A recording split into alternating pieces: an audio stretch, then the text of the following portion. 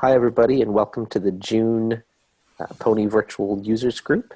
Today we have Willem Wyndham presenting on the actor model in Pony. Thanks, everybody, for coming along. Willem, take it away. All right. Hey, everybody. I'm Willem, and I am a PhD student starting in the fall at UMD, Maryland. And yeah, I've been a Pony lover for about a month now. And it got me really interested in learning more about the actor model that it's based on. And I'm also really interested to see how this model can be used in the design of hardware. And so I'll just give a little outline of how the talk's going to go. We're going to cover the actor model, then how Pony implements the actor model, and then at the end we'll look at a case study for this new processor called KiloCore, which has 1,000 cores, and I'll get more into that later. So before we begin, it's always important to use the right words. And so when we talk about concurrency, it is not the same thing as parallelism. Gol Aga says it really well, and I'm going to use his definition. It is the potential parallel execution of desired actions. And this has been a very long studied issue in time sharing, so that all operating systems take advantage of this potential parallel execution. And where the difficulty arises in these systems, these concurrent systems, is when two concurrent executions need to use the same resource. And at the same time, there's actually very little interaction of jobs and processes that are being executed concurrently. And indeed, the point of a correct operating system is that this concurrent operations won't negatively affect each other, or won't really affect each other. So this is something that's very different than the actor model, because the actor model at its core wants to take advantage of everything in the system. So it's very similar to natural models, where you have, say, a flocks of birds. Each bird is obviously an actor. It's easy to think about. And I'll get more into that later. So when we think about designing systems and computing systems, first we need to think about like the elements of computation. So they're sort of your core model of what you want to use to do computation. Then you need to think about, do we have this global synchrony, or is everything asynchronous? Then you have to think about, well, how do each of these computing elements interact? And how you best define that. And then you have to have some sort of degree of fairness within all of the systems within all the elements within the system. And it needs to be reconfigurable and extensible. So first, let's talk about the nature of computer elements, as Agda put it. So there's three basic types that we use today. Sequential processes, which you can kind of think about like Turing machines. Then you have functions that transform data values, which you can think about as lambda calculus. And then we have actors. So, just thinking about a sequential process, it performs a series of transformations on states. And these transformations might require certain inputs. And this is where we get the possibility for deadlock, just because now each of these processes need something to process, and they are sequential, but they could be running in parallel. And so, you have to now deal with this interaction. So the next one is functions that transform data values, and you can very much think about this as data flowing through functional units that themselves have no idea of state, but are simply mapping inputs to outputs. And so to kind of get this idea of state, you just have to have these cyclical patterns that will take the state as it flows through the system and start it over again. So finally, we get to actors. Now, the actors at the core of it have three main properties. They have local data that's private to them, and they can also process local data, and they can send and receive messages. So when you do receive a message, it maps to a tuple of 3 things. And this just helps to make it, this is for the formalism that Agba and his thesis used. And so when it gets a new message, it can either now have a finite set of communications that it can send to other actors. It also has to change it, return a new behavior for how it interacts the next time it gets a message. And it can also generate another finite set of new actors. So just a little history. It was in 1973, Carl Hewitt was inspired by physics to kind of create this new model. And he was very much influenced by Lisp, Simula, and Smalltalk, with particularly the object-oriented design in those and how they tried to abstract a little bit away from the machine to better have better models. And in 1985, Go Aga published a thesis to sort of continue the formalization of the model. So actor creation is sort of the thing that really separates it from the other models, because they're a sequential process doesn't really have a notion of creating another sequential process, and neither do functional units. They are just there. They can create another one, but a sequential process could create another sequential process, but is very divergent from it. Whereas actors, we add an actor to its current system, and this allows the system to scale as needed, because now you have this idea of an evolving system of where actors can enter and leave. So the next thing to think about when you're creating these systems is global synchrony versus asynchronous elements. And in a distributed system, global synchrony goes against physics, really, and relativity. There is no such thing as a global clock. We all experience things locally, and so it's much easier to reason about the local state at any point than to think about the entire system and coordinating that the entire system agree on a state. And if you do, it really slows down computation, because now you have to, everybody has to kind of wait. Now, this doesn't mean that the actor model couldn't sort of have this synchronicity. You can model it by having, say, just one global actor that everybody has to communicate with. So this is not it's not impossible, but it does, as you can see from this picture, slow down, because now everybody has, there's a bottleneck in the system. And so then here's the next thing is the interaction between agents. Now you have 2 sort of classes of the way that 2 agents communicate. Variables common between agents. This is sort of the most popular way that things, and especially among sequential processes, of communicating, because they can share some memory, and one can write to the other one, write to the location memory, and the other one can then read from that location memory. But there is, this is all, of course, put on the specific programmer to choose how they want to do this exchange and how they protect this now shared data. And so the next way, and the way that the actor model handles it, is communication.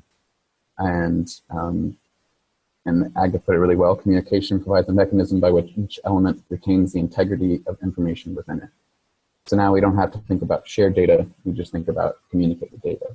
And that kind of frees the developer or the programmer from having to worry about these potential errors when creating software. So shared variables, like I said, are bad. They don't really allow for an abstraction, and they indeed lead to deadlock, because now you can have this situation where the 2 things are waiting on shared values, but the other ones aren't going to write.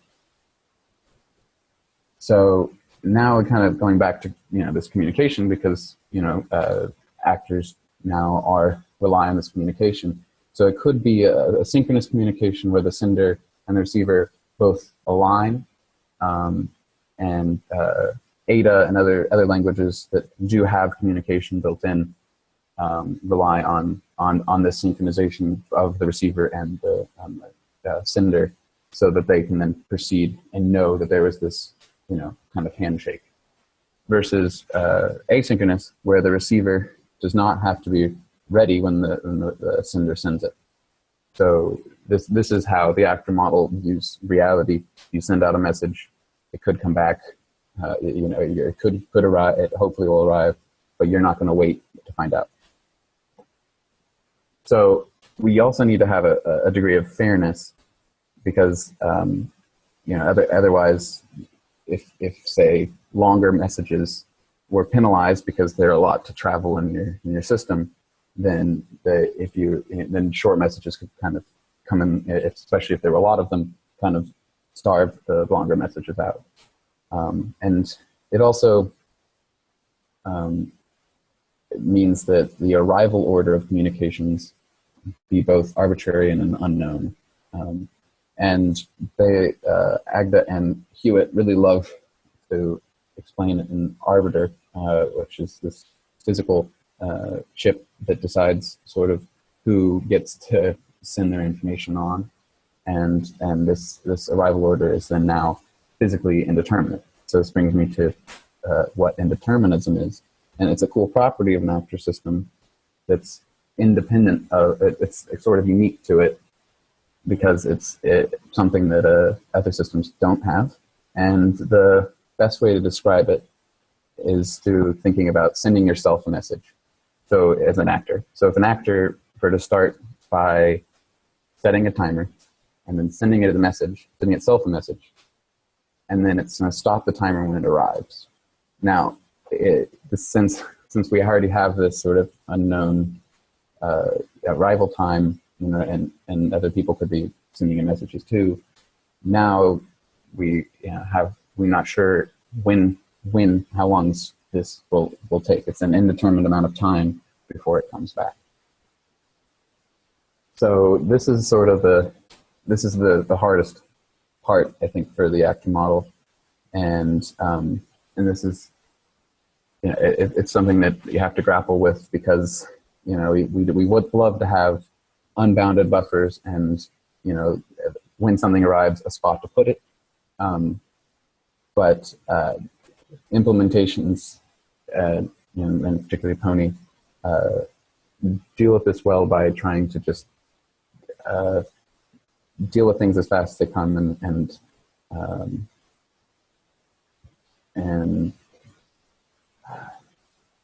anyway, I'll get back. I'll get my train of thought. Let's see. Yeah, so it doesn't assume that each message is meaningfully processed. It just means that you have to guarantee that it arrived, because an actor could potentially just, say ignore a message that was sent, and others might never really process it. But yeah, I think I don't have enough time to go over that. But yeah, this one has to do too with this is too long of a slide, but really this is talking about your kind of topology of how your agents interact. And so in most software that use sequential processes, there's sort of a static topology where there is, how all of the agents at compile time. Now, if there's a good example here of a resource manager for 2 printers, it needs to know which one is available at when it sends the request. So it could send both to both every time, but you wouldn't want to do that. You'd want it to send to just one. So this is sort of a situation where you want to have a dynamic topology as opposed to this static one. So going back to defining an actor system, computations in actor system is in response to communications sent to that system, and communications are contained in tasks. So tasks could be, in Pony, you can send, for instance, a lambda function, and so you can actually have code be task arrive and be run locally to the receiving actor. But then these tasks can also be generating new actors. So let's sort of get to the core of describing an actor. It really is a mail address to a sufficiently large mail queue, and its behavior, which is a function of the communication accepted. So thus we can imagine an actor looking something like this. So we have, here's our mail queue, things ready to be processed by our actor machine. And here we have this X sort of represents the behavior that this actor will have. And so it knows how to behave from reading this particular message. And if you looked at Turing machines, this is a very similar image to what a Turing machine would look like, in that it's reading from a tape, and it knows it has a table to look up. Okay, I've read this symbol. What do I do next? Do I move? Where do I write something on a tape? Do I move left or right? And that this is a little bit more simple because you're just now thinking about, okay, how does my state as an actor change after reading this? And the state is both your data and your behavior. So this is now a representation of the transition between moving to a new message. And so in this situation, this behavior picks its replacement. Now, sometimes this could be the exact same thing. If my actor, for instance, was just always, when you sends back a message that says 5, my behavior never changes depending on my inputs. But if I am, say, a counter who every time you send something to me, I update my local state. Now, when you send me a behavior asking for that value, I have now a new behavior. I will react differently. So this is sort of an abstraction to represent this transition of behaviors, which is encapsulated by how it reacts to its state. And it can also, and here you can also see that it can create actors and go do useful work. And so now to sort of tie it all together is this bank analogy, and I should have capitalized Switzerland. So if you imagine Alice and Bob share a bank account, and the account starts at 100, and Bob wants to deposit 1, and Alice knows that the account's soon going to have 101, so she wants to withdraw it. And under the actor model, whichever message arrives first, the bank will service. And the account is then protected from multiple requests by the automaticity of the bank actor. So it will just service each of these requests as they arrive, and both Alice and Bob can't be interacting with the internals of the system at any time, or internal to the bank actor. So let's look at some Pony code. This is a very simple bank account. No bank would ever use this, but it's very illustrative. So we have, a local variable at line 2 that is a signed integer, and we also store the environment variable, which will let us do printing and interact with the external system.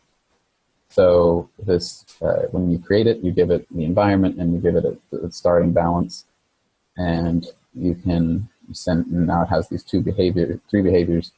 You can deposit money into the bank account, and it will respond back to you telling you what the new balance is, and then you can also withdraw, and it'll check do I have enough money, and if you don't, then it'll send back a response saying failure, not enough funds. And then you can also send a message to just print your balance and see how much money you have. So let's see what a person is, Alice and Bob. They just have the environment variable so that they can print out the messages that they get back when they had made a request to the bank. So this is our main actor to sort of to play out the example that I gave before. And this example brings up some interesting things about the actor system, particularly in Pony's implementation of it, because it doesn't behave in the way that you would predict or think. So we start here by declaring our bank account and giving it $100, and then we send an asynchronous call to the bank and say, print out my balance, and then we create Alice and Bob, and Alice tries first to withdraw 100, and her message will arrive to the bank, and you can see it the bottom printed out, not enough funds, so it sent her back a message that caused that to be printed. And then Bob deposits one, he gets a message back, and then Alice finally can withdraw her 100, and it's now at 0. And then we again ask to print out the balance. But if you look at the requests for for something to be printed, it doesn't happen in the order that you would expect, because the environment variable itself, inside of it, has this actor out. So if I go back, you'll see environment.out. That itself is an actor. So all of the causal order remain for the computation has remained correct, but the order of messages sent to the out was not dependent on this computation. So actors are a great thing for simulation because they're very natural to describe agents in a dynamic system. And Simula, which the actor system was very much based on, had this simulation in mind. That's why it was called Simula. And it had this concept of virtual time steps, and the whole system could move forward, and you could update the system. You could have this discretized system. So I work at IBM and as an intern right now, and I'm on the simulation team. And at its core, for a computer simulation or CPU simulation, there is a run loop that executes each instruction and fetches the next one. And in Pony, this becomes a recursive call, which is a message to the main actor, and the CPU actor. And what this allows is other external actors in the system, say your I/O devices or whatever you want, can now interrupt the CPU by simply sending it a message, which is a very handy thing to not have to implement yourself as a programmer. And so now to get sort of a little bit into the internals of Pony, I still have a lot to learn here on the specifics of how it all works, but by default, there is one scheduler thread per core, and this picks an actor to run which has work to do. It has a message to compute or to react to, and it uses work stealing. So if one scheduling thread is free, it'll pick an actor queued up on another scheduling thread. So this helps with balancing work in your system, and each actor has its own message queue and heap, which means that each actor gets to garbage collect between its own message computations, which is very handy because now you don't have to. This kind of goes back to the global synchronicity. There doesn't have to be this step that stops the whole system to figure out what is no longer useful, but rather at each step, each actor takes that responsibility for themselves. So it's divided up into each individual actor and makes everything faster. And so, and the causal message passing, which we saw a little bit from the example of the bank account. So now to get to the exciting stuff, it's the new KiloCore, which came out from UC Davis. And it has it has, like I said, 1,000 cores. Each one operating at 1.7 gigahertz means that the chip itself can have 1.78 trillion instructions per second.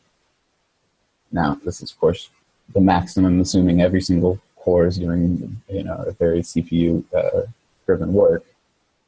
But nonetheless, is pretty awesome in a single chip. And the cool thing about it, too, is it's only using 32 nanometer transistors. And IBM already has 7 nanometer transistors. So the amount of space on the chip, there's still a lot left to add more cores, add more memory, and make it faster. So each core now has its own local data and instruction memory. Now, this is very different compared to the way that most processors are made now, where they have no idea of a local memory. They just have a cache that is a cache of memory that's shared between all of the cores. And what's also interesting in this new chip is that each of these cores are now networked and have an actual router on each core. And so now they can communicate in a lattice, so they can talk to their neighbors north and south and east and west. And this means now that even you can send messages between cores, and they each have local state. So it's already very much sounding like an actor. So this is the traditional CPU. So we have, here's 8 cores, and you have these L2 caches, and each core has their own L1 cache, and then they have this massively shared L3 cache. So in this scenario, there's a lot of cache coherency protocols that have to take place to ensure that the data in these caches remains coherent across reads and writes from multiple cores. And there's a lot of work goes into making this work. It's very complicated, and it's also very much a burden on the programmer to program things efficiently, because they have to be thinking about, okay, well, what computer am I programming on? What is their cache model like? How do I take advantage of their cache model to ensure that my job will stay in the CPU and use its cache to its advantage in locality? And so, choosing the right size of your data structures, for instance, so that it'll fit in cache. All of these things become a burden if you're trying to do high performance computing, especially as new models come out, and you kind of have to read heavily into these implementation details that have nothing to do with the problem you're working on. So here's a picture from their paper for the KiloCore. And so as you can see, this is an array of 100 by 100 cores. And overall, it's only 8 millimeters, which is crazy. And each one is about 570,000 transistors. And as you can see, each one has their own data memory and their own instruction memory. And this picture doesn't show a good job, but it actually has two different data memories that can be read simultaneously. And what's useful about that, and what is also interesting about this processor, is that it doesn't have a concept of registers. So now, when you want to read memory, you have to be one of your operands of what you're going to process is now directly from memory. And there have been other computers that have had the same model, but most of the ones today have usually 32 registers that you would load in from memory and then begin to compute on. And so now with this data memory, it can have the same effect where it's like reading in multiple reading in things from registers and writing back, but now it is explicit to this memory. But then what also is cool is now that they're networked, and you can see on the right there, the router, they can read from their neighbor's memories or somebody really far away. Now because the speed of light, you do want to read things that are closer to you, but it's still not that crazy to request data from somewhere far away on the chip, because this is a much smaller cost than, say, going to your RAM. So then the next option of where you can read are these memories at the bottom. You can see it highlighted here, and this is just 64 kilobytes of data, and there's 12 of them. So these are now 12 different independent memories that you could you have to write to specifically. So this allows a running program to kind of own these separate memories. And I have a picture of it coming up. So I just wanted to show this because this is sort of this is from previous work that this UC Davis team did on coming up with how do you handle all this networking on a chip. I mean, how do you basically create a whole internet on your chip? And they have these things that they call globally asynchronous, locally synchronous circuit switched interconnects. And I just really, after reading that paper, I really liked that acronym GALS, because that's really much what the actor model is about. It's understanding that everything globally is asynchronous, but locally I'm going to operate synchronously. So now here's sort of a prettier picture to demonstrate how this might look like when you were actually running applications on your machine. So as you can see, each application can they group themselves around processors so that they can take advantage of the locality, but then they also can have their own. They can own certain independent memories at the bottom, so that they're not having to compete with other running applications for reading and writing data.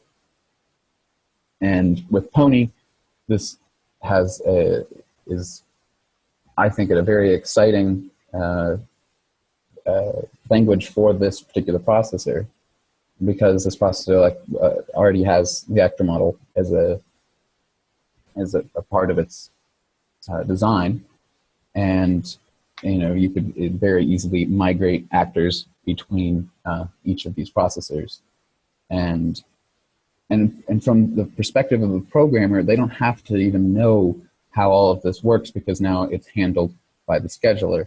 So to the programmer, they just have to write their actor the model in Pony, and it will automatically scale up to and work well with this architecture. I mean, given work needs to be done to ensure this, but that will be taken care of by the runtime, and it'll be hidden from the programmer.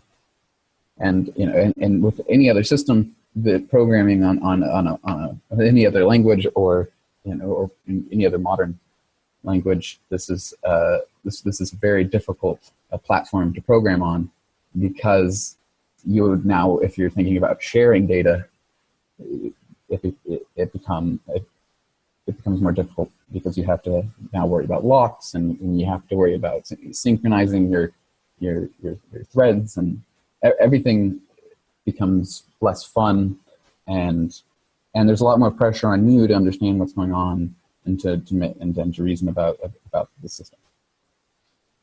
So, like I said, each core you can think of as an actor, and they can send and receive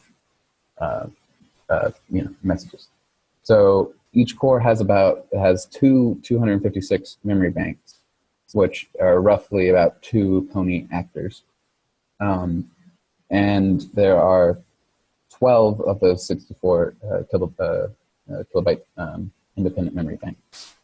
And of course, each core could use its neighbor's memory. So there's a lot of coordination that could be taking place between the cores, because some could have the data while other ones have the actors, and then the code for the actors can migrate. So it's a very exciting project, and I really hope to get my hands on the simulator for this machine so that I can already start to play around with Pony and see it, get it to work. And I'm not. I emailed the lead researcher on the team, Bevan Bass, and asked him if they have support for the LLVM, because once they have that, then Pony will be unleashed, so to speak.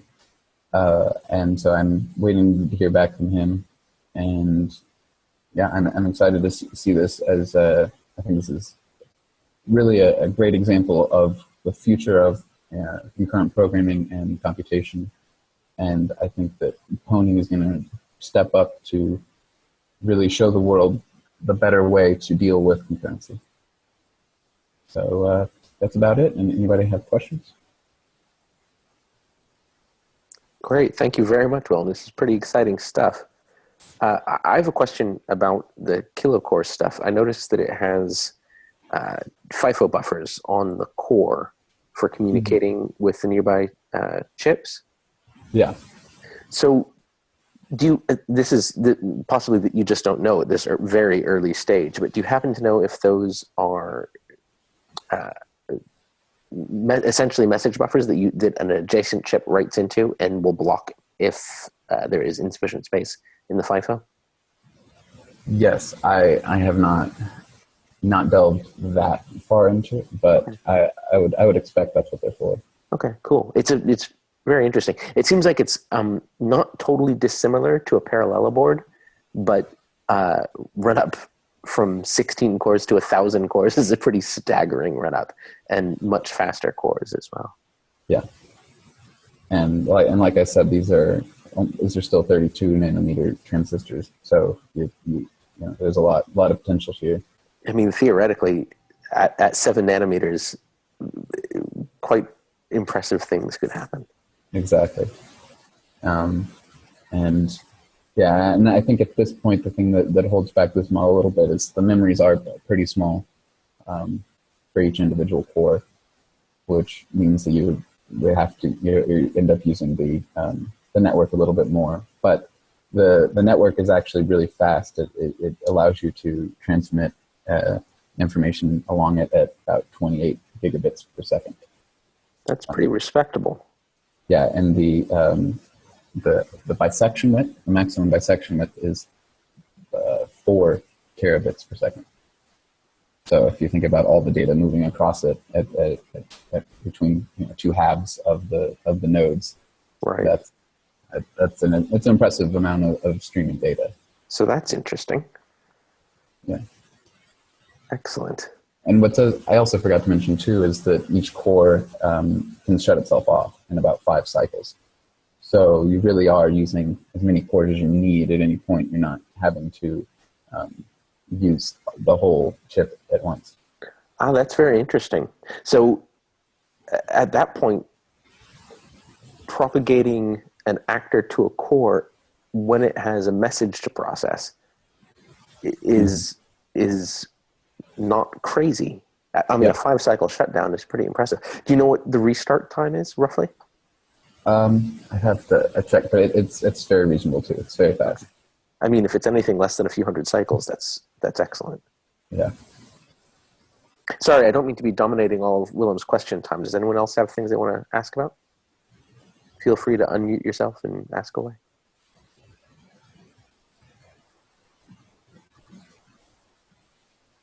Okay. Yeah, in that case, thank you very much, Willem. This is a very interesting presentation. I think background on the actor model and Gulaga's work was well presented, and I'm especially interested in this KiloCore architecture. Thank you very much for presenting it. Thanks, everyone, for coming along. Yeah. Bye, everybody. Bye, y'all.